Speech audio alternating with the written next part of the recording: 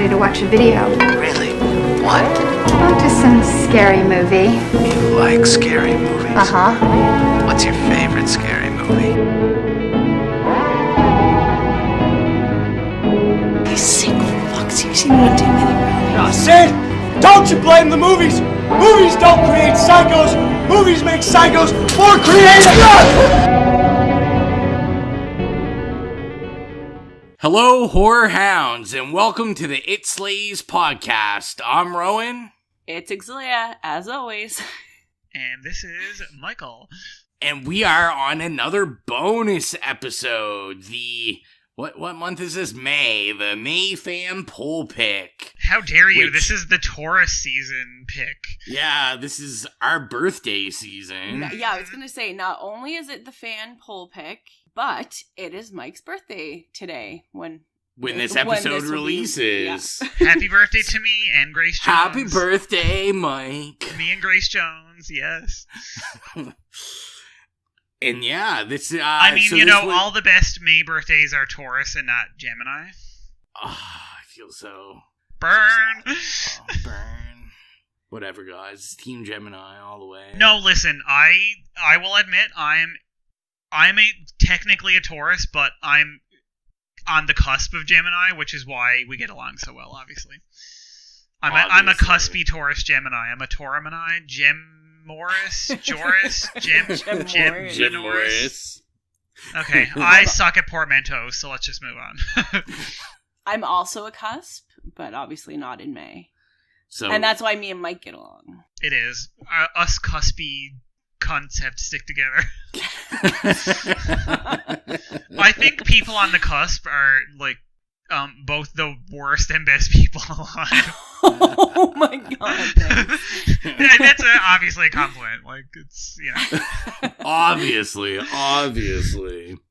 So if you guys had saw the Facebook fan poll pick, man, that's a tongue twister, or saw it on Instagram, the results or anything, of course this month we had Mike versus Evil Mike, Prom Night 2 versus Witchboard 2, and The Devil's Doorway. The Devil's Doorway. And Witchboard 2 won out. So, in the theme of this film, before, we always like to do a little, what are we up to and stuff, but we decided to change it up for this special episode. And I want to know, we'll start with Mike. How do you feel, and what are your experiences with Ouija or Ouija boards? They say Ouija boards a lot.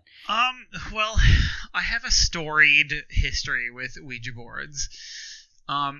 I was a youngster who was very into the occult and, like, the supernatural and things like that, and I would go to the library in my town when I was a youngster, and we'd be, like, doing our homework and, like, doing projects, and I would, like, creep off to the occult section and take out all the books on, all that shit, and go to the used stores and buy books on it, and I'm pretty sure that my parents thought I was going to be, like, a Satan worshiper, but, it was just sort of, like, curiosity, and, I was, like, into, like, symbols of the occult, and, like, pentagrams and things like that, and it was all very harmless, and I bought a Ouija board myself at Toys R Us when I was a teenager, and, me and my friends would do it, but we were all very, it was sort of, at that point, it was like a joke, and, we'd kind of gotten over it, and we were just sort of, like, mimicking the movies. But I remember probably my favorite experience with the Ouija board was, I'd say it was probably, like, grade 9 or 10, and I went to this girl's birthday party, and she was one of the wealthy girls in town, and I knew her from school, and we were, like, good friends. We grew up together. And, of course, she had a party, and I was, like, one of probably 2 boys that were invited to it. I was always, like, the only boy at the girl birthday parties. Shocker. And, I remember, going to her party at her gigantic mansion, and, somebody busted out a Ouija board, but, like, her parents were still kind of, like, hovering around the periphery while we were, it was, like, kind of almost like a high school party, like, junior high, but I think the parents were still sort of, like, cautious, and they were still, like, just hanging out in the room, like, but on the outer edges. And I remember we were like doing the Ouija board, and I just kept making like random commentary and like, you know, making wisecracks. And I remember like doing the Ouija board and like, you know, just cracking wise the whole time we were doing it. And I heard her father behind me go, "Who the fuck is this kid?" And like, that's honestly my most prominent memory. I'm like, this super rich guy in our town growing up was like standing there, and I remember turning around and looking at him, and he was standing up with like his arms crossed across his chest going, "Who the fuck is this kid?" Because like we were doing Ouija, and I was just like, you know, being a fucking saucy cunt like I always have been my whole life. That's hilarious. That's probably my favorite Ouija board story now ever. How about you, Exilia? No, I've never used it. And Rowan gets so mad at me because like my whole life I've grown up hearing like all these stories about it, and like I know it's a story, but also I had this weird because Rowan's always just like, "Oh my god, it's science, Exilia, like you have a fucking degree in psychology, like you know it's fake." And I'm like, on an intellectual level, yes, but also I'm like, that's one of the only things I'm really superstitious about is like Ouija boards. And only because I'm not going to tell the story right now because Rowan might try to traumatize me by reviewing Bloody Mary. And I have a story about Bloody Mary that's like so illogical, but also happened. And Rowan like still doesn't believe me, even though another person that was with me told him the exact same story. So yes, I'm like very superstitious about it, and I don't have one. I will like never have one. My dad was very much like, those are never fucking coming into my house ever, and my dad is like not religious at all. So I don't know, it's just something I'm superstitious about. It's true. As a man of rational science, I guess, I don't know. I've actually I don't know if I've ever seen one in person. They used to sell them at Zellers. Yeah, but I mean, like, I don't think I've ever personally, like, I've seen them in the box, like, in the store. I feel like your friends growing up weren't, like, the Ouija board Yeah, type. no. I've looked up about them a lot. I understand how they work and stuff, or how they claim they work. Exilia would argue that they work by the spirits.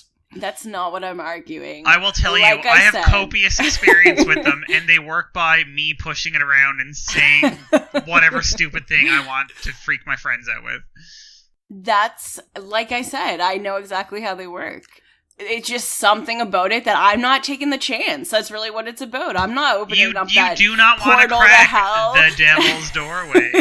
Exactly. Like my mom also is always just like, you'd open up something and you can't put it back in, and like, yeah, no, it's just like I don't want to take the chance. That's fair. Okay, so let's segue from that to, any of us have any experience, or have we seen this movie before? This was one of your picks, Mike. Let's start with you. It was one of my picks. I grew up. I'm not gonna say I bossed my my household around. Maybe I did a little bit, but I was very much, even when I was a youngster. I would like nag at my parents to get like the movie channels and stuff when I was a youngster. And you know, you'd always get like every now and then, every like once a year, you'd get like a month or two, whatever, of like movie channels for free. And you know, they'd get it, and then it'd be like, we're done. And I'm like, no, like take it out of my allowance or whatever, even though I was like 9 years old. And we did, when this movie actually came out in like 1993, we actually had the movie channel. And do you think that we had that shit on the main TV in the living room?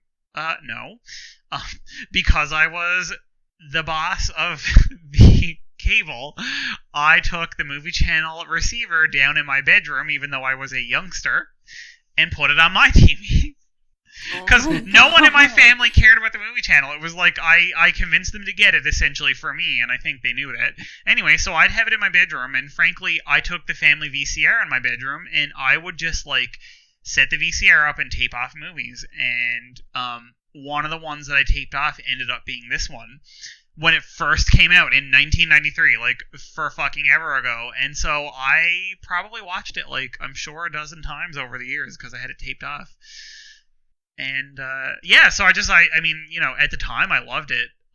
Its low budget quality didn't really, you know, mean much to me because I had no context, because I would just indiscriminately watch whatever the movie channel played, which was sometimes, you know, art films and sometimes complete and utter trash with just titties everywhere. And Really, in 1993, though, it didn't look as low budget as it looks right now. No, it didn't. I mean, you know, it was clearly not, you know, like blockbuster kind of mega super high budget, you know, big studio movie, but at the same time, it was entertaining enough. Fuck you.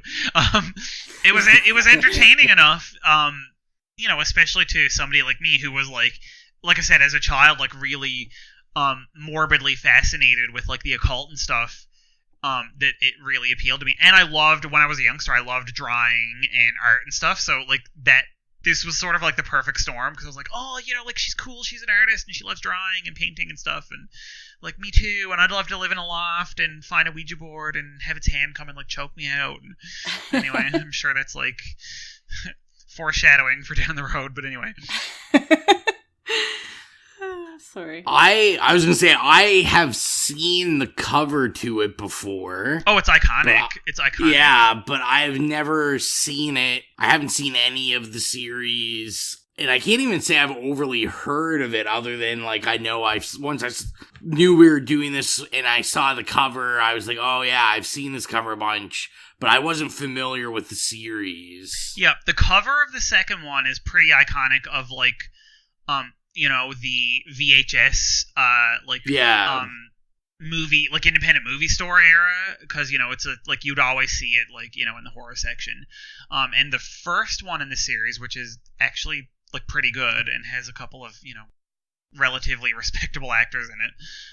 The first one is, you know, pretty popular in a, like, cult kind of way. You know, like, it's not a kind of groundbreaking, like, blockbuster horror movie, but it is something that, you know, has, like, a really strong cult following. Tawny Kitaen is in it, who is, you know, like, what is it, like, White Snake or whatever she's in the video for, where she's, like, on the car. I don't know anything about White Snake. Anyway, that's fine, that's fine. This is, I'm showing my age again, so. And did you already say? No, I didn't, so Okay. thanks for asking. No, I'd never heard of it. I never heard of Witchboard 1 or Witchboard. And honestly, I didn't look up Witchboard, so I'm really just taking this movie as on its own. I have no context of where it came from. No, that's good, that's good. I have, like, a lifetime of watching it, like, you know, 12 or 15 times, and so it's impossible for me to be completely subjective about it, because I started watching it when I was a child and probably shouldn't have been watching it. And so it's just really cool that you have that, like, zero context. Because that's kind of what I love. Like, I want to approach things from, like, a zero context, but unfortunately, I have my jaded autobiography hovering over my every viewing of this movie.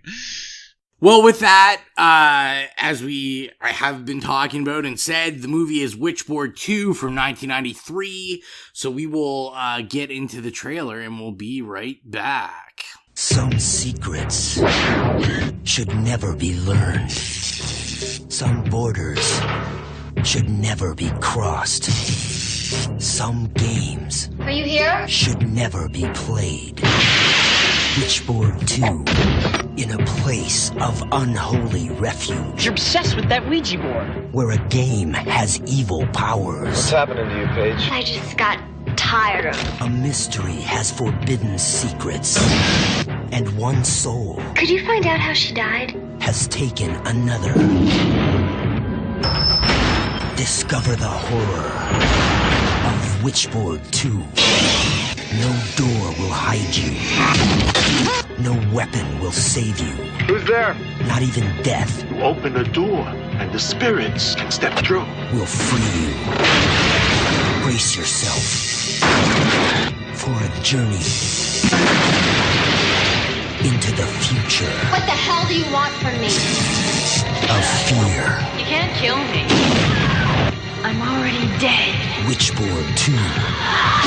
The Devil's Doorway.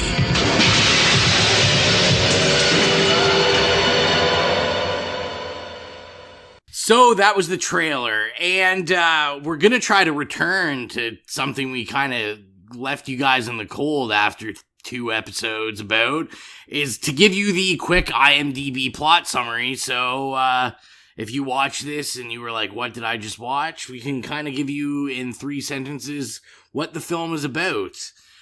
So the plot summary for Witchboard 2 is: a beautiful young woman starts receiving messages through a Ouija board, claiming to be from the former occupant of her apartment. The former tenant claims she's been murdered, but there's no record of a murder or even her death. And that's it. Dun dun dun. Dun dun dun. And we're definitely going to talk about this movie, but we have to go into the most incredible segment we started last episode, which is Mike's keyword segment. I feel like you need like one of those like late night talk show like jingles for it. Oh, absolutely. I need a like, what was his name? Paul whatever from Jay Leno to like play like with a guitar to just like, you know, play some jazz to play me into my segment. Okay, so yes, I do have my IMDb plot keyword segment, and I also have a surprise for you guys. Another surprise 2 weeks in a row. Oh my god. Okay, so plot keywords. This one is sort of a mishmash. It's 90% kind of like boring. Why are you even putting this as a plot keyword? And then a couple of like, you know, what? Okay, so we've got like Ouija board, obviously, apartment, like, okay, cool, house, apartment. Like, apparently this is very, you know, pertinent information. We've got gore, sleeping woman, like, okay, revenge, yes, female protagonist, that, okay, yes, landlady, possession, artist. I mean, these are sort of, you know, things that are relevant.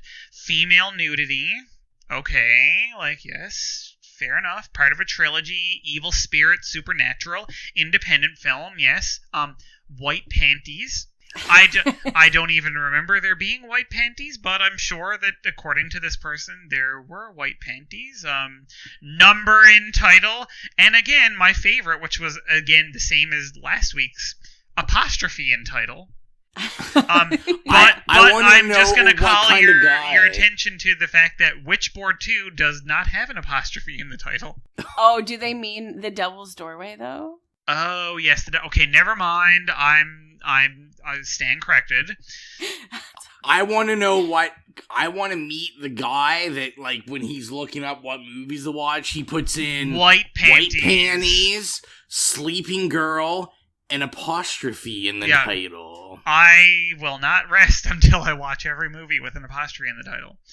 Okay, so now we're going to move on to my surprise segment, which will, I'm sure, be a like evergreen segment of our podcast forevermore, and it's called the IMDb Parents Guide. Oh my god! And it's what do people have to say about this movie to like warn, you know, parents if you're thinking, should I show my 8-year-old Witchboard 2: The Devil's Doorway? This one only has 2 entries, and just, you know, for background's sake, you know, you've got in the Parents Guide, you know, of course, it's got certification, like what it's rated in what areas of the world. You've got your frightening and intense scenes, alcohol, drugs, and smoking, profanity, violence, and gore, and sex and nudity. Sort of, you know, the holy quintuplet or whatever of, you know, every movie, not even horror. These are all the things that you want in your movies.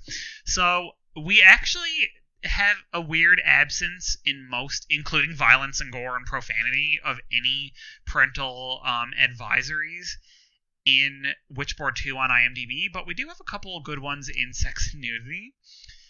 So we have 2 entries. I'll read you out the first one. The main character takes a bath, but her whole body is covered in bubbles. The camera never shows her getting dressed or undressed. Like, this is just this weirdly specific. It's like, you sit down and write this, like, poetic description of Amy Dolenz getting in the bath. You know what I mean? It's, like, bizarre. Like you're pausing the movie and going, like, with your notepad, like, okay, do you see her areolas? Like, is that her bush under the bubbles, right? Okay, so entry number 2, towards the end, and I love how they don't even give her a name or anything. Like, they don't care about the character, they don't care about the plot. They're like, who is this? Whatever this bitch's name is. Towards the end, the main female character wears an outfit which shows a lot of cleavage, period. She gets in situations where her cleavage is put in perspective a lot. Her cleavage gets put in perspective a lot. Like, what the fuck? What? I want to know the, like, twisted pretzel brain of the people that wrote these descriptions. Like, this is amazing. But again, and it goes back to, like, what I know I've said, like, 3 or 4 times. Like, my friend that famously said there is something more twisted about the mind of the censor than in that which they are trying to censor.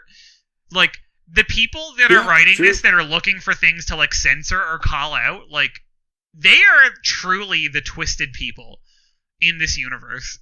Like, it's just like, she gets in situations where her cleavage is put in perspective a lot. Like, they're not even saying, like, she has her tits out, because she doesn't. I'm just, like, imagining the person that's doing this, and it's like, their kid wants to watch this movie, but they're, like, super overprotective, so they have to watch it first. And they're, like, taking really intense notes about it. I just, like, you guys ever seen Detroit Rock City? Oh my god. You know the mom that's like super Catholic? Lynn Shay, queen in all the wickedest horror movies. I feel like it would be someone like that would write that comment.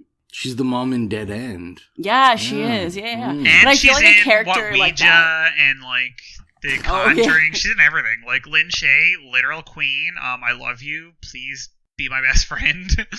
Nightmare on Elm Street 1. I mean, hello, when she's giving the Shakespeare lecture in the class. Remember when she walks out? Anyway. Oh, yeah. I forgot she's in that. Well, I mean, because, Bob Shay is New Line, and I think that's like her husband or brother or something. I can't remember. Anyway.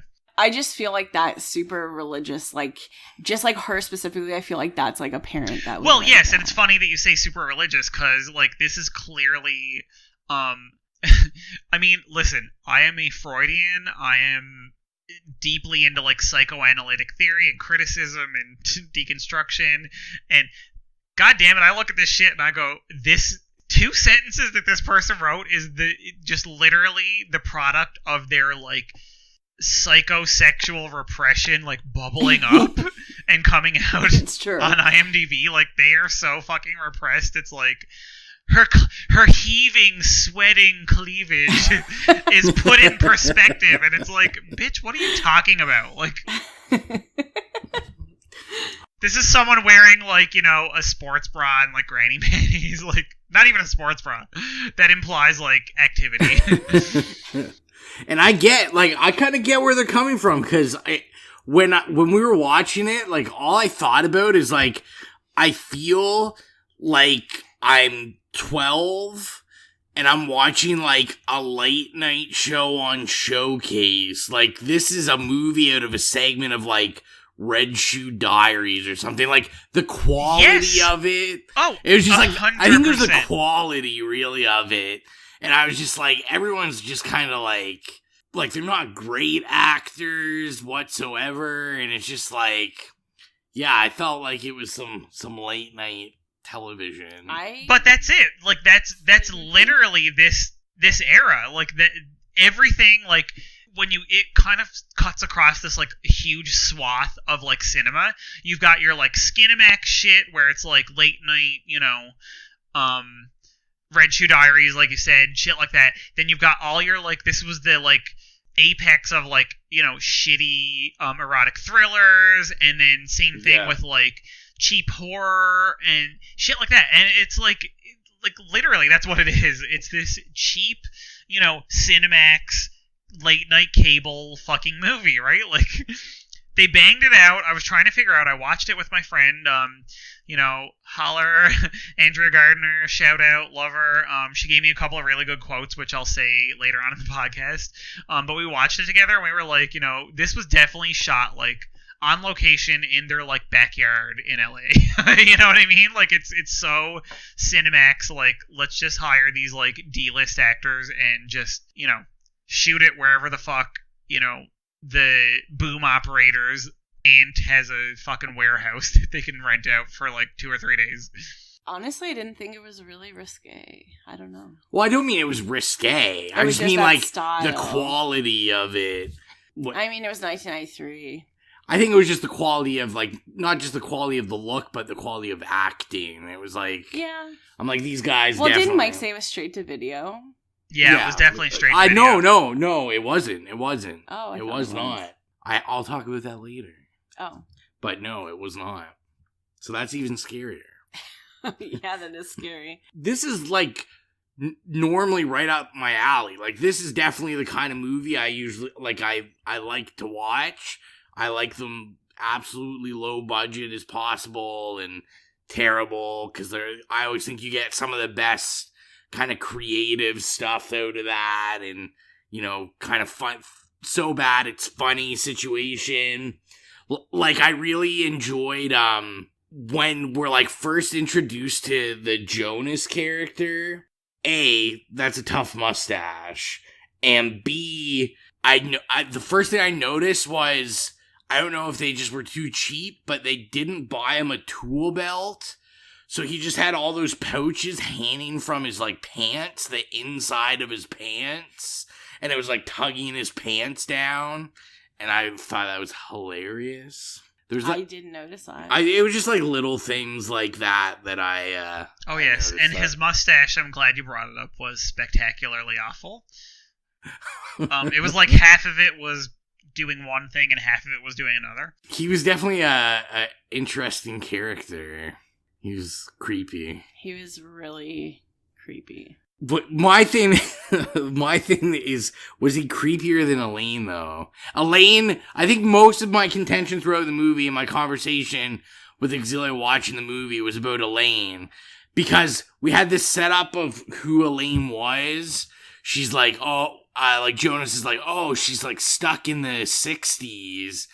And she's like supposed to be this hippie, but then she like totally puts on this like Valley Girl voice, and I was so confused. But maybe she's from California, but also hippies are kind of like, they talk really slow. She's like stuck in 1969. Maybe she's just like had too many drugs, and that's just how she at talks. one point one of the characters does say like, you took way too much acid during Woodstock. Yeah, you know? Yeah. I just thought it was like really. She just sounded dazed. It was really odd. Like I just found it was off to me. Something was off to me, and I'm not saying that's a bad thing. Because I think in these movies, that creates kind of the funny part. Oh, absolutely. And can we talk about, since you brought up Elaine, that she's played by Lorraine Newman, who was literally one of the original cast members of Saturday Night Live in the 70s, which is so cool. And it was like, what the fuck? Like, what is she doing in this movie? Like, because, you know, and she was in, like, movies in, like, the 90s and stuff, like a lot of comedy movies, because obviously she's a comedian, like, you know, the Problem Child movies and stuff like that. But it's like, what the fuck? My favorite. Oh, I love it. Don't even get me started. Like, they're my most awful childhood guilty pleasure. But, you know, I just thought it was so cool that, like, oh my god, the Saturday Night Live lady is, like, doing this horrifically bad, you know, Ouija board horror movie that cost, you know, $200 and, again, was shot in somebody's backyard in LA. And I was gonna say, the other thing I thought when watching it was, to me, I guess personally, like, kind of had me giggling was the actual design of the Ouija board. Like, I don't know, like I said, because I've never seen a Ouija board out of the box, so I don't know if, like, that's what a Ouija board actually looks like.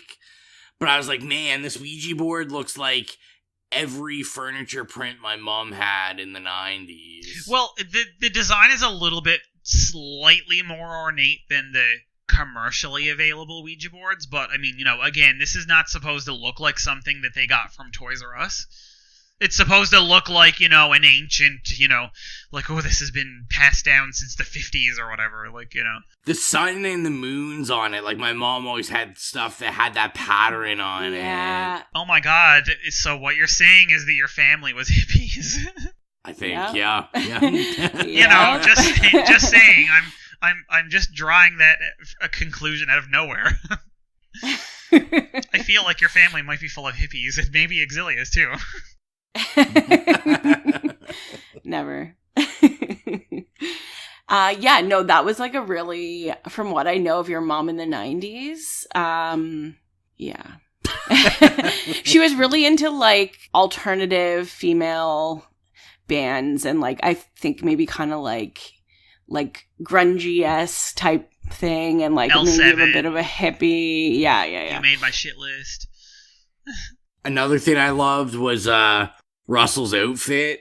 That vest. Oh, I was like living for that vest. He spent the whole movie in that fucking outfit. Like, now, that said, he had the vest, and he did switch it up between, like, you know, nice, like, button-up silk shirts underneath, or, like, a t-shirt, but goddamn, he rocked that fucking vest like it was a life preserver. He killed that vest. I loved it. I thought it was hilarious. And I thought his hair was also super hilarious. I had mentioned to Auxilia when we were watching it. I was like, is it just me, or does Russell and Mitch almost have, like, the exact same hair? I've literally got a note here saying, Mitch, prototypical early 90s bro, heartthrob haircut, and then I realized, also Russell has the same haircut, but, like, with not as good eyebrows, because Mitch's eyebrows are, like, a little bit more, you know, badass and stony and have that, like, kind of, you know, scar going through them, because he's, you know, a cop and he's probably like been beat up in the face a couple times. Only 2 or 3, not more than this. Mitch was like an interesting character. I thought it was interesting because I thought for sure, like I said, having known nothing, I thought for sure like Mitch was not gonna be someone you were gonna root for. His character was completely inconsistent. I was like, yeah, like I kind of was getting these vibes that, like, maybe he's, like, a little, like, abusive. Oh, absolutely. But I feel... But then, like, we're kind of... Yeah. Go ahead, Mike. No, I was going to say, I feel like, in the 90s, especially in, like, horror and thriller, especially, like, kind of cheap-ass horror and thriller, like this one, God love it, a typical sort of character arc would be start off with the person who, you know, is, like, a dick within the first probably 10 or 15 minutes of the movie, and then, you know, they, like, come around and end up being, like, the person to, like, come to the, you know, main character's aid or whatever, like, at the end, and, or, you know, like, sacrifice themselves so that the main character can live or whatnot, and that was a very, I think, like, in a lot of horror and thrillers, that's, like, a trope, and it's very obvious, because, like, right from the beginning, he walks in the room and, like, they don't even subtly allude to the fact that, like, maybe he's not that nice of a guy. He literally just walks in and is like, what are you fucking painting pictures for, you no talent bitch hack, right? You know what I mean? And it's like, it's just so telegraphed that, like, he's a villain right from the beginning. But then it's like, you know, like I said, if you watch a lot of thrillers and horror from that era, especially, like, you know exactly the fucking character arc that he's gonna do, where he's gonna be like, he's gonna sacrifice himself and, like, die, you know, trying to save her, you know, in the third act or whatever. Exilia's very quiet about this movie so far. I'm just hearing what you guys are saying, and I'm thinking about it. Interesting how they, like, paint abusive relationships, too, and, like, abusive spouses. The number one thing that stood out to me in this movie was the fact that this loft, which is my dream place if I didn't own a home. Oh my god, I know. I want which it I so don't. bad. I want it. But someday. Was $700 a month. Now, I looked up with inflation what that would be today, and it's only $1,237.95. That is a nice-ass place for that amount, and that's in what, LA? Okay, here in Toronto, that loft downtown would be about $4,000 a month. What? Yeah, so I'm just like, what a steal. That's my favorite thing. Also, the rental process has completely changed. You can't just walk like this in place? and go, I guess you could live here. I'll take it. Yes. Okay, cool. You're not even gonna, like, you know, get vetted or have to, like, provide references. When Rowan and I had to fly to Toronto. The only reason we even got an apartment after several failed phone calls, including some guy telling us to go fuck ourselves because we said we saw his ad on Kijiji. We call somebody. The person working at the building happens to be from Nova Scotia. Finds out we're from Nova Scotia. as soon as they do, they're like, oh yeah, well maybe I actually do have somewhere available. So we come, you have to give 6 months bank what's it called? Like history. Yeah, bank history, like statements. You have to give them first month, last month rent, like right there on the spot. You have to have references, you have to have a credit check, and you have to have verification of income. And I feel like you had to have something else. And that's what you need if you ever want a hopes of getting any sort of apartment in Toronto. So to walk in and just be like, yeah, I like the place, I guess I'll take it, is just like so crazy. It's like, teehee, I'm an artist and I work at an accounting firm. I'm not even an accountant. I'm like an underling. Well, her appearance there is kind of like so just like showing the beginning stage of gentrification of whatever area that happens to be in. Oh, absolutely. And I don't know if you exactly were going to bring it up about the kind of I guess, the goof in the movie where in order for her to get the apartment, she's got to sign the paperwork with Elaine. But then when she's, because we had both noticed that. And then when she moves in... So what it is the Jonas guy's like, oh, you just have to meet with Elaine tonight to sign the paperwork. And then she would get the keys in a couple days or whatever. And then she is moving her stuff in and carrying that thing that she seems to be having a lot of trouble carrying, and it looks not the least bit heavy. And Elaine's there, and she's like, oh, you must be Elaine, blah, blah, blah. I'm this person. And they're like, oh, yeah, you must be the person moving in. Well, didn't they already sign the papers together a couple nights before? Mess up. Yes. I think we might be asking too much from this. I'm like, really, what do you want? I love that part, actually, because, again, I rewatched this with my friend Gardner, and we were just cracking wise the whole time. It's different, usually I'm watching it by myself, so it was really nice to have another, like, saucy, sarcastic person who's watched a lot of shitty movies to watch it with me. And, we thought it was interesting how, it's clearly an easel or something, like a nice, expensive easel, because it does look like, heavier than normal, because it's made out of wood. But we were, saying it's like, oh, she's like dragging the fucking cross while this hippie's talking to her. Yeah. That's why I was like, is this a fucking cross? Like, what is it? Easel makes more sense. She's like, oh, obviously. I'm fucking Jesus. I'm like dragging this easel cross, like, across the street in LA. The movie was really going for a deep meaning there. Oh, yeah, it was all biblical allusions. I mean, clearly. I do want to, speaking of easels and painting, I did have a question. So when I think it's when, like, Mitch is there, like, when they see her pictures that she's been drawing of Susan, she has paint all over her. Oh, in her face and her hair. Oh, yeah. Yeah, but she's only sketching. But she's only sketching, and like, the pictures are in pencil. No. And I agree, and I started making a note about that. Because she keeps waking up and, like, taking her, like, cause she's using charcoal clearly a lot, like, on her sketch pad. And I looked at that when, me and Gardner were watching it, and I was like, why does this bitch have paint all over her face? Like, she's clearly sketching in, like, pencil and charcoal. Like, you can tell just by looking at it. But she literally, then I looked at it, and it's barely in the frame, but in the bottom of the frame, you can see that she is holding onto an easel that has gray, white, and black paint on it. So she's clearly, like, sketching, but, like, adding... I think, like, there shows that, like, kind of flash of light across that, like, kind of bisects Susan's face. And I think that that's maybe painted, and then she draws on top of it or something. Oh, okay. But she literally does, you can barely see it, but she is holding onto a palette, that has...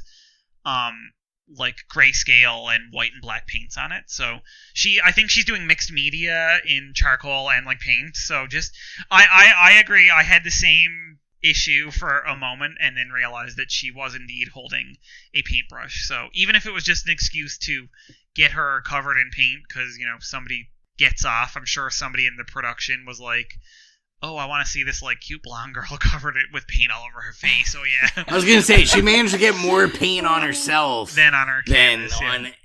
On her canvas. Yeah. So I thought that was super funny. it's hard to, I feel like it's one of those movies that's like really hard to talk about. Well, I have another thing I can say. Yeah. My favorite character was the Jewish occultist, I think, as he calls himself. Oh, yes, yeah. That reveals to us that spirits are shitty at spelling. Which is a major plot maybe point. That's more. I think that's Morris. Oh, because I was looking maybe. at the cast list and it was like Morris, and I'm like, who is Morris? And I think that's who Morris is. I just think the fact that the spirits are shitty at spelling just is a hilarious plot, like, piece of plot. The whole movie logic in that, like, that he gives is just... It's funny. So good. Well, they essentially make up their own logic, and then, 70% of the way through the movie, drop this character in for a minute and a half who's like, okay, I'm going to explain this shitty, weird logic we made up, and then disappear, you know what I mean? To justify, essentially, the plot twists that are about to happen. It's true. Which, and you know what, I respect it. That's, it's writing is what it is. It's not good writing. It's not bad writing. It's writing. He was also the one that kept calling it Ouija. I think there was a couple people in there. The Ouija board. I like how they give her this writer, and she's like, "Oh, this must be new." And he's like, "It's 4,000 years Yeah, old." like, bitch, you don't know anything about this. I like. Oh, another thing I really love is how, what's it called? It was like this really like psychological term, and he's like, "This is what you have now," and he starts like reading the symptoms, and it's like this stupidest thing. Progressive entrapment. Yes, and it's like dressing provocatively and like all this stuff, and like, why the hell would these be like symptoms of this thing? Because it was really random shit. I know. It's like using profanity more than usual. Like, what? Like, fuck you. Also, it's funny because I did have a note like at the beginning, and it's like Paige is like wearing the goddamn most bougie outfit. It's like a fucking silk shirt and these like hideously intricate earrings and like a goddamn pearl necklace, and I was like, bitch, like what the fuck are you wearing? Yeah, I was gonna say too, like, I commented when we were watching it about, like, when they go to find the 217 lot the first time in the woods, and I'm just like, this is the worst outfit to, oh my god, yes. dig Okay, in. so she's wearing these, like, fucking insane coochie cutters where I'm like, I'm pretty sure I can see her labia. Like, Oh my god. You are hanging out of that goddamn pair of cut-off jeans. She had, like, that, and then it was, like, what else was she? It was just, like, a blouse. Oh, it was a a blouse that was, like, tied in the front, like, twice. That was probably the shirt that the person said was showing. Oh, from multiple perspectives. The perspective. Yeah. But then she had, like, the like, oh, I'm going for the first time the Calgary Stampede cowboy boots. Oh, yeah. And then she changed into the sheer, like, I'm wearing a tank top, but there's, like, a piece of see-through black silk over it, so it looks like a dress, but really it's just, a bunch of bullshit. Okay. No, I was going to say, I have a couple of quotes, because, again, as I mentioned several times, I watched this with my friend G, who is really funny and very dry and sarcastic, and we actually had to rewind the scene near the beginning, when she moves into the apartment, or the loft, sorry, and, they have that one tiny closet that is not even enough to be a porch closet, let alone an actual closet to put your whole wardrobe in. And they specifically say this is the only closet in the loft. Anyway, and then the Ouija board flaps down and then falls off the shelf. Because, it's like, oh, look at me, I'm a Ouija board, please pick me up. And we rewound it 3 times to see, to try to figure out how it flopped and whether it should be face up or face down when it goes flying. And I'm almost ashamed of it. But she said, quote, "It Michael Jacksoned off the shelf," which I guess is like a moonwalk reference.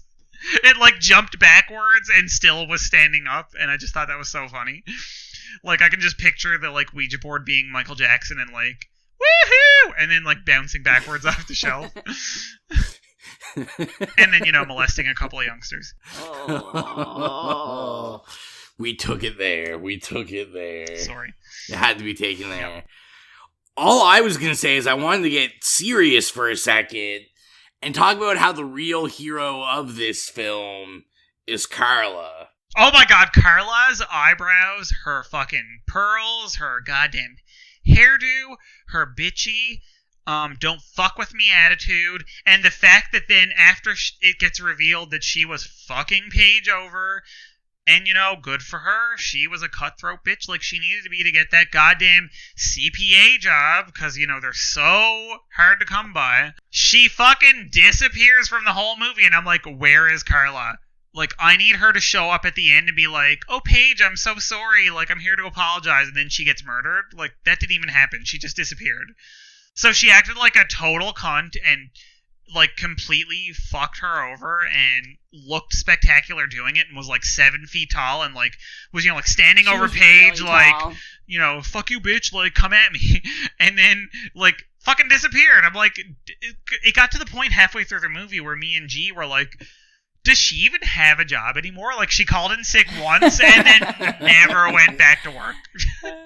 She called in sick pathetically and was like, I have the flu. And then for, like, 2 more hours. He called her? Yeah. Oh, she yeah, didn't she even didn't call call in in sick. You're right. She's you're like, right. oh, yeah, right. Oh, yeah, I have a Yeah, job. I slept through it, yeah. I'm thinking Carla's getting that promotion for sure. Oh, Yeah. but that's the subtext, is that Carla got the promotion even though Paige discovered her sabotage. Because Paige just For never sure. showed up to work again. I mean, even Mitch, the fucking abusive cunt, was at his job more often than not during this movie. Every time he was talking to Paige, he was at his job. But what's the legality of telling a citizen, like, all this information about another person? Like, their address and all this stuff. That's highly illegal. He didn't even, like, go into, like, a closed-off room, like, a private No. office and do it. He just, like, did it in front of, God and the fucking pimps they had handcuffed to chairs in there and everything, like, it's just like... I feel too that maybe he's just like built up in her mind as this rough, tough cop. Because I'm like, every time I see him, he's just working like the welcome desk in the front. So like maybe really he's just like a big goober or something, and he's not really Mr. Oh yeah, and think about Cop. it. When he whips out his gun, it ain't no like fucking Magnum. It's like one of those little fucking lady guns that they give you to put in your purse that's like the size of 2 of your fingers. Lady gun. I mean, no, but like you know what I'm saying though, right? Like Yeah, I do. yeah. I do. It's like the Men in Black gun they give Will Smith, like the tiny little one, because he's a trainee. Ah, yes, yeah. Trainee. But I mean, to me, it's like overall this movie was it was wild. I do want to talk about like, because I feel like we haven't talked about like the deaths or like any of the like horror stuff necessarily. There wasn't enough. It was pretty horror. light on the kills. It was pretty light on the kills. I mean, I don't care about the kill counts as much as you, but I want some. I like how it had the keyword gore, though. I can only think of gore maybe one time when what's her face gets hit with that boulder. Oh yeah, when boulder thing or Elaine whatever. gets hit with the wrecking ball. Yeah, wrecking ball. That's what it's called. And then it just Yeah, that's shows the her only feet time. sticking out from under the wreckage of the van. I'm like, that was actually like fucking, that was like, damn girl, like, you got fucking wrecked. Wrecked by the wrecking Wrecked, ball. you got wrecking balled. She's She's a I baller. wish there was a bit more, I don't know. Well, I mean, and to be fair, I felt it it was was like more a of a very, like, supernatural PG. thriller than a horror movie. Yes. yeah, It was a mystery, as Paige calls it. How did you guys? How did you guys feel about Susan? Okay, first of all, I have a comment to make about Susan. I don't know if you guys realized it, but did you ever see Jason Goes to Hell, the final Friday? Yeah, I have. Okay, yes. so do you remember the iconic scene at the beginning of that movie, where it's the woman who goes into the cabin and you don't realize that she's actually like an FBI agent, and Jason starts attacking her and she whips out a gun and is like a badass and like leads him into the woods where he gets blown up? Susan Yeah. is that girl. She's like an I didn't actress know. slash stunt woman who was like working in the late 80s and like early to mid 90s. I think her name was Julie Michaels. Anyway, yeah, she's really cool, and that's why you see like in this movie, you know, she doesn't show up until the very end, but then she does all the like, you know, throwing people and like, you know, there is actually like a weirdly like conspicuous amount of like physical stunt work that she does, like I think she falls into that glass table. yeah, and that's table. because she's like, you know, she doesn't have much dialogue, but like she's actually like a stunt woman, and you know, she has that like stunning, you know, fucking bangs and that like thick fucking luxurious hair and the big lips, and you know, if you watch Friday 13th when she takes her towel off, you know, like big old tits and stuff. But like, you know, when she's this like insane ass stunt woman, it's so awesome. I love it. And like bangs, hello. Bangs and bangs. Susan was just mean, though. Oh, Susan was mean. Susan was a fucking playa. But you know what? Like, she was totally warranted. Like, Susan was a stone cold, manipulative spirit bitch. But goddamn, she didn't ask to be killed. She didn't, and it was over that guy. I feel like she could probably She could have done get way better than him. She could have had it. She didn't have to have a Russell. She could have had a fucking Mitch kill her. No, it was Oh no, it wasn't him. It was Jonas. It was the husband. Jonas and Elaine. Yeah. Yes. At least Russell's like, you know, Russell's all an right. established photographer, guys. Yeah, Upton Photography. Uptown. Those damn bad spelling spirits. Susan, go back to school. Susan, get a goddamn dictionary.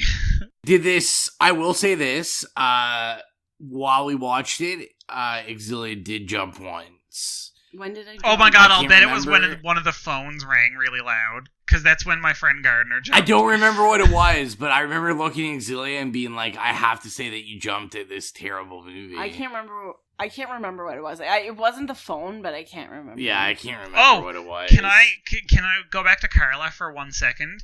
And I just looked at my course. notebook and saw a note that I wrote that says, and I quote, Carla's hands look like a witch using glamour to stay young. Her face was like that of like a 30-year-old, but her hands were like a 17-year-old's hands. And I'm like, the actress that played Carla was clearly born in like the 50s, at least, but was like, you know, had her hair and she had her fucking like, you know, Botox, and although I guess Botox in 1993 it was more of just like a facelift, and you know, her hair pulled back and her fucking eyebrows done, and I have a soft spot for Carla. Like she was the like, I loved Carla. She was the fucking badass bitch, like, you know, enemy foil character, and then she just got dropped like a goddamn sack of rotten potatoes. She probably had something else she had to do other than film. Beyond this movie. Yeah. She had a normal job or something. Maybe she was an actual CPA in real life.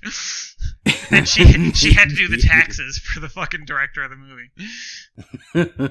Maybe. So is there anything else specifically we want to talk about this film? I would also like to point out that the scene, since the parental advisory reviewer on IMDb brought it up, when she's in the bathtub and she just gets in and like, you know, starts, you know, ooh, I'm gonna like stretch my like beautiful legs and, you know, smear my sponge all over them, and I'm like, how is this bitch in this beautiful bathtub and not farting? I'm like, everybody loves to get in the bathtub and fart. Or is that just me? You get in the bathtub and you're like, God damn, I'm like fucking farting up in this place. Rowan would be so mad at me if I did that. No way, especially if it's a bubble bath. It's like, I've never thought about should someone do that. I'm glad to know it's running in your mind, Mike. When she was in the bathtub, Rowan was like, do you wash your legs like that? And I was like, no. you mean you don't like lean back and lift them out of the water and just like double hand sponge your like... Pretend I'm masturbating my legs? No, I don't do that. But again, and when we were watching it, my friend was like, why the fuck did she just like drop her bathrobe or towel or whatever, like, right in front of the bathtub and then get in. And then when she got out after she got creeped out because she's like, oh, who's there? I'm like, it's because this bitch had a fucking no nudity clause in her $25,000 contract, and there was no way she could feasibly get out of that bathtub without showing her tits unless her towel or whatever was literally right in front of it. It's probably true. Also, trivia, the actress who plays Paige, Amy Dolenz, is one of the Monkeys' daughters. Mickey Dolenz. That was in my facts. Mickey Dolenz, she's the main monkey. Yeah. I used to watch the Monkeys on Much Music. Yeah, and that's his daughter. She was in like 3 movies, including Ticks, which let's not go there, because... Interesting. We might have to review that when we move to Nova Scotia. Ticks may potentially, the movie ticks are just the ticks that you're going to get from living in the horrific, jungle that is Nova Scotia. The wilderness. You're just going to get ticks, and we'll just make a movie out of it. So are we comfortable to go in the rating this? Oh, fuck yeah. Oh, wait, no. Also, I have to say... No, guys, I have so many notes. It was so funny because this was another part that we rewound and paused like 4 times. It's after Jonas gets killed in that weird, creepy basement / laundry room with the really cool bare bulbs hanging from the wires in the ceiling. And remember she kind of alludes to the fact that, like, oh, did you hear the, like, 2 dudes, like, fucking... in the Aparaxia. And then when the police are like interviewing everybody and the camera pans like across and it's like this cringy 1993 gay couple who are like wringing their hands in front of their face, and they're wearing like the most awful vest, and one of them has a like not even a sweater thrown over his shoulder, but it's like a hoodie, and they're wearing the like round glasses and the like jeans pulled up to their armpits, and I was like, really? Like, is this where we are? It's like the these hand-wringing 1993 gay guys, but at least it was an interracial couple, so that was like sort of progressive. Witchboard 2, just the progressive movie of 1993. Yep, absolutely. Oh, also, the garbage man at the end got a special appearance by in the closing credits. I'm just going to say, that was the most bizarre thing. I had to make a note of it, because I was like, what? Who are these garbage men that they get special appearance by?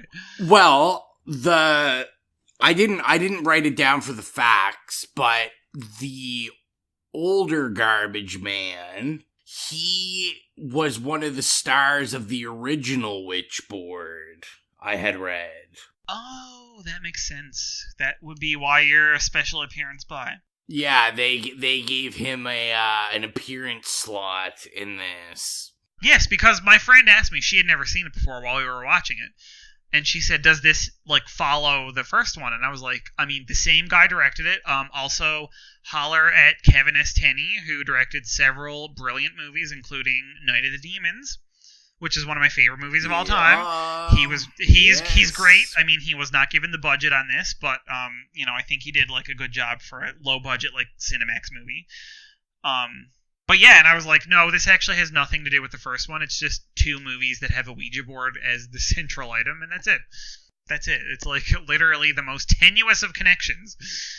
I agree with that. Well, I can't agree with that because I've never seen the first one. I think when you guys are talking about Cinemax and all this, and at the beginning when you're talking about the quality, I never had cable, so maybe that's why I don't know. Like, I would be at my grandmother's or my friend's house, but we were normally like... Besides the odd time, would be asleep at nighttime. No, absolutely. And like I said, I was a youngster, and I had the movie channel, which carried some of the Cinemaxy type stuff, obviously, like after 10. And I would stay awake all night. Like, God, thank God my mom doesn't listen to this, but I'd be up literally, even 9, 10 years old, like till 12:30, 1 o'clock at night. With the TV volume on really low and like... Yeah, so they didn't know. They didn't know, and it's like, if I heard anybody coming down the hall towards my bedroom, I would have the remote in my hand so I could just turn it off and pretend to be asleep. But, like, I'd watched, like, this fucking shit, like, horrific, inappropriate shit, just all night. So I grew up with, like, knowing these, like, sleazy, sexy, low-budget, like, thrillers and horrors and shit like that. So, I understand how most normal people wouldn't have that context. Like, I completely admit that my upbringing was not everybody's upbringing, and most people just living that high-class bourgeoisie life. I had 2 channels. I had ATV and CBC. And I loved ATV. I loved, instead of commercials, that they had a weird, like, news feed for like 10 minutes and then would go back to whatever movie they were playing. What? Was that ATV? Oh no, this is Atlantic Television. It's just like NTV, but for like Nova Scotia. And at nighttime, it would be like with the blocks of color. Like, there was nothing on. The only time, like, we would stay up, but sometimes, like, one time I do remember waking up in the middle of the night and the TV was left on when I was sleeping over at my friend's house, Megan, and it was, like, literal porn, minus they didn't show any dicks, but, like, they showed everything else, and it was just on cable. Oh, yeah, all the softcore porn on cable was, like, showing everything, but it's like, you get your tits, but no you dicks. Get your, there was no dicks. Tits, your ass, your pussy, and no dicks. And it's like, come on. No penetration, no penis, like, come on. It had something to do with, there was like a workshop or something. Like, I can't quite remember the details. But yeah, so that's like my extent of it. Are we comfortable now to go into rating this? Oh, absolutely. Rate away, you guys. As noobs to this cinematic masterpiece, I'm very curious to hear your ratings. I can't see your paper that well, but I think I see yay with 3 pluses. Oh my god. Or no, slay with 3 pluses. Slay with 4 Ys and 3 pluses. Right. I'm gonna have to give this a nay. The best part of the entire movie was the loft.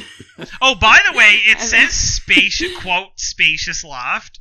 And it does. When I was growing up and watching this and I was like 12, 13 years old, I was like, holy shit, that's so cool. And it was very cool. But goddamn, when you look at it, that was not a very spacious loft. It was fairly cramped. It was a cramped loft at best. That place is huge if you live in Toronto. Okay, that's like enough. 4 times the size. To be fair, I've never lived in a loft, so I'm just like basing this off of, cinematic experience. So yeah, you're right. I feel like it is actually kind of a spacious loft if I really think about it. I love it. I've always loved a loft, but something about it, Rowan doesn't like climb up the ladder or something to get up to the... Because the ones we've seen on Airbnb, they have a ladder, so they don't there's no stairs, and Rowan's like, I'm, like, not going up there. I was just upset that she had that little tiny stupid porch closet, and that was, like, the closet for the whole loft, and I'm like, bitch, where's your wardrobe? At least have, like, a wardrobe to put your wardrobe in. Yeah, but the fashionable people would have, like... the clothes racks, and they're like just like naked and out. Yeah. Yeah, for their like so they can show off their fashionable clothing. Well, yes, because it's all like fucking Gucci. Was Gucci around then? Yeah. My rating. Oh yes, I already said it was a nay. Yeah, that's pretty much the extent of my extent of it. You like the loft. I love the loft. Wish I had the loft. I'd probably decorate it a lot differently, but yep, that's my favorite part. All right, well, so I will give it a nay as well. I feel so negative. I feel like I'm giving nays out a lot. Negative. Yeah. Wow. That is a bad dad joke. Wow. I'm practicing to be number 1 dad. Yeah, I'll give it a nay. I enjoyed seeing it. I mean, just because I like bad movies. So, I mean, this is definitely up my alley. And I sit here and I say, like, it's probably not something I'd watch again, but now that I think about it, I mean, if I'm a sucker, so I'd probably watch it again for sure. But yeah, like, it wasn't really gory. It wasn't really scary. Usually if I'm going to watch something that low budget, I like it a little gorier. But I mean, I guess if you really want to kill like an hour and a half, that you could watch this. I'm interested, like, now that I've seen this one, I definitely would like to see the first one. as well as the third one, because I'm a completist like that. But Oh, there's a third one. there is a third one. So, yeah, I'll go with an A. Honestly, there's not much to say. Well, I will go with an A+.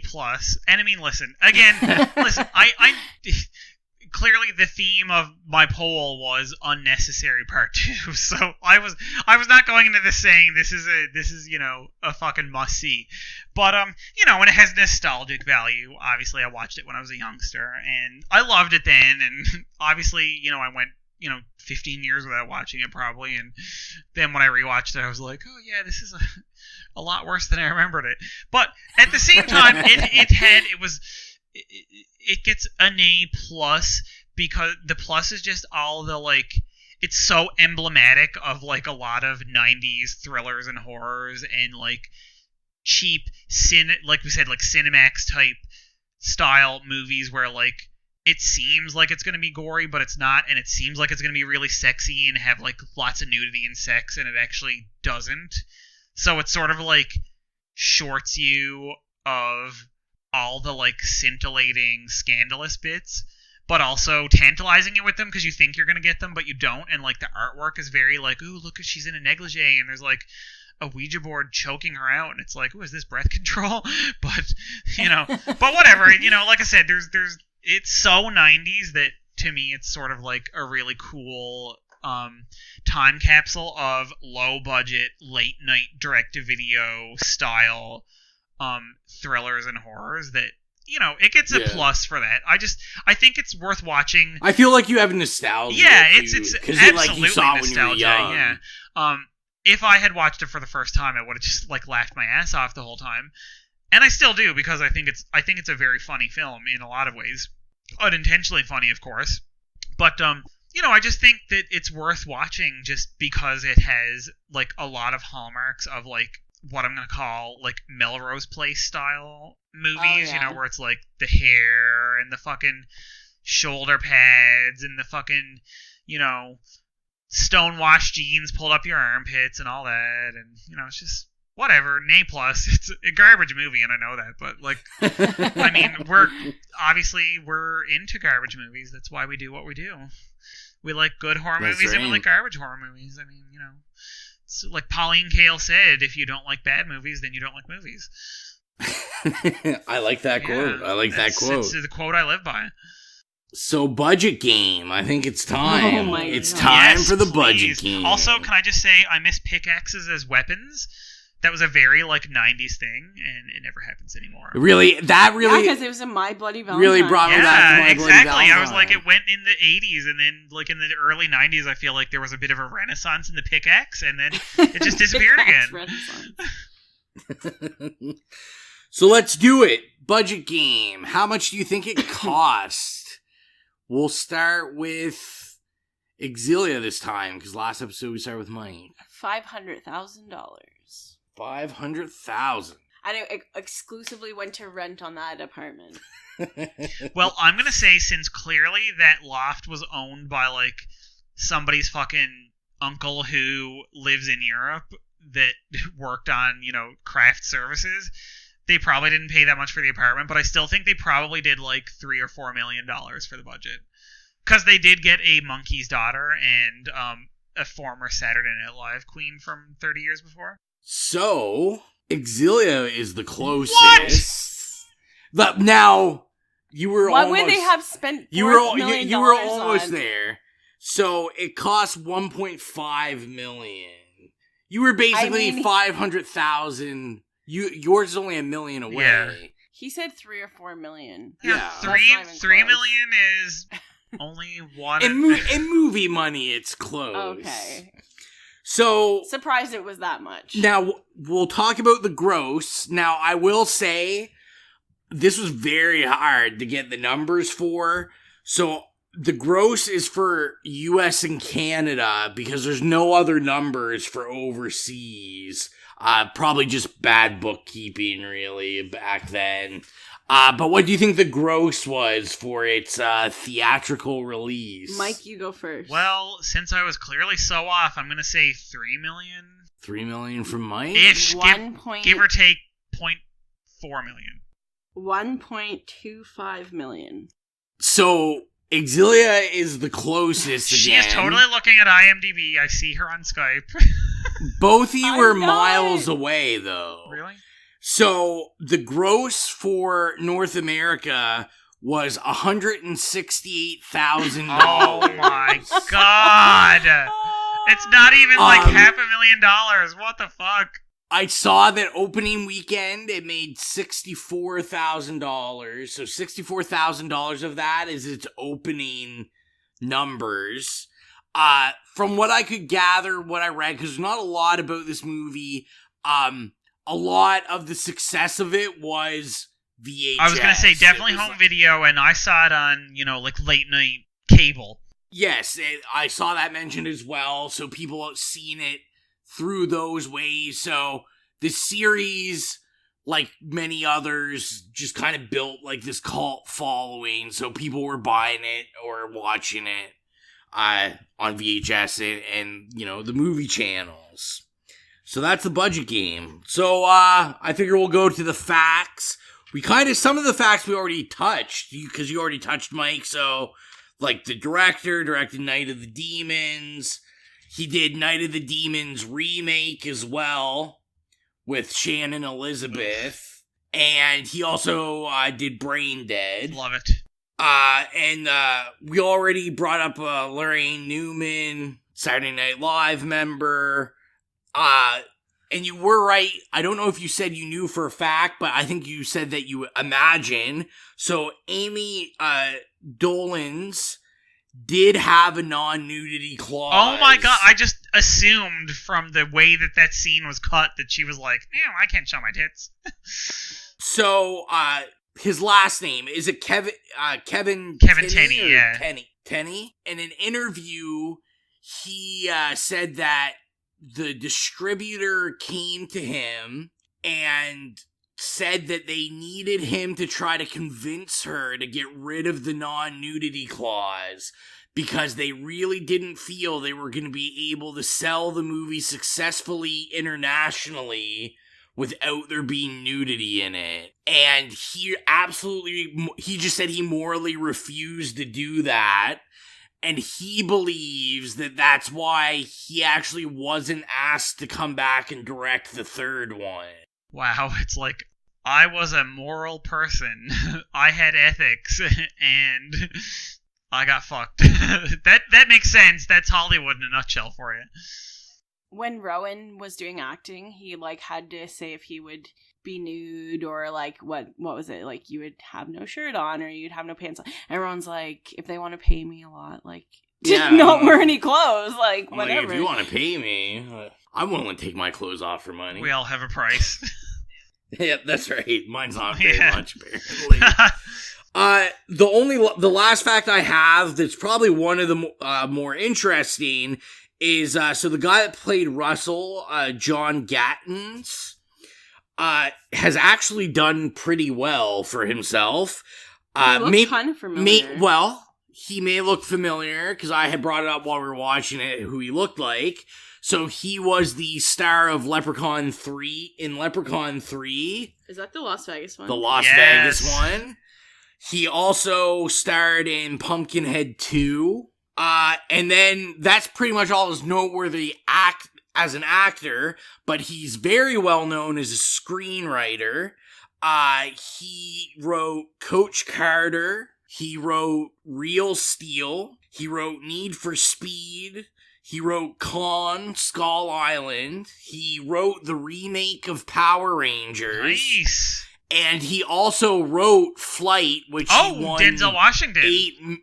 that he won Academy Awards for. So I guess they probably did that because they figured we missed him on the Academy Award for Witchboard 2, so we gotta hook him up with this Flight movie. Oh yeah, they were like that hairdo that he had and those eyebrows. Yeah, he needs an Oscar. Let's just throw it at him for writing because nobody cares about that. That's right. And now I guess we'll do our promo plugs.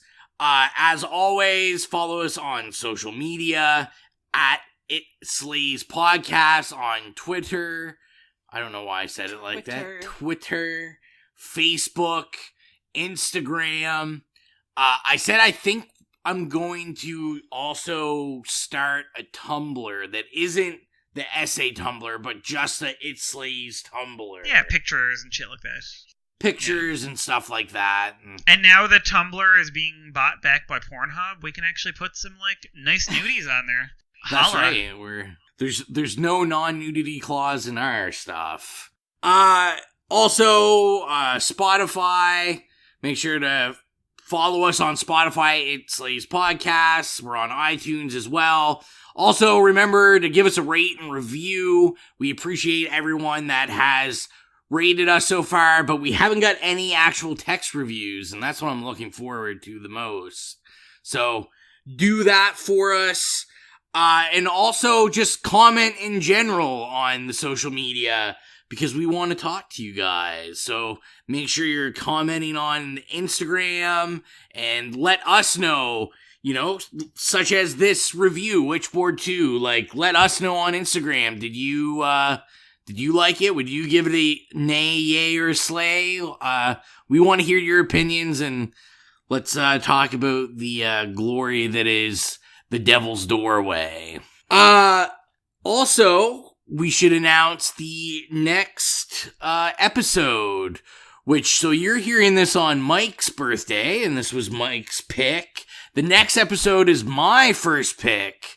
On my birthday will this next episode be released. And we have picked the classic film, or I have picked Suspiria. Woo woo! The original. The original, not the remake, the original. I am very excited for us to review this. I went out, I bought the collector's edition, because I didn't own it. And yeah, I'm super excited. I'm actually to review horrifically jealous that you get to experience it in its full remastered glory. I'm sure there will be a lot of comments about the aesthetic from Mike and I. Oh yes, we're. I have seen the first 20 minutes, and it's beautiful. I'm going to be rereading my Hume for aesthetic theory before we record the podcast. Yes, that's it. We're getting into fucking philosophy here now. But I think that is everything, and I think we'll leave it there. Thanks for tuning in. We'll be back the next week. So next week, you got 3 episodes in a row from us. So we'll be back with Suspiria. As always, thank you. I am Rowan. Thanks, Exilia. It's Mike. Thanks. Love ya.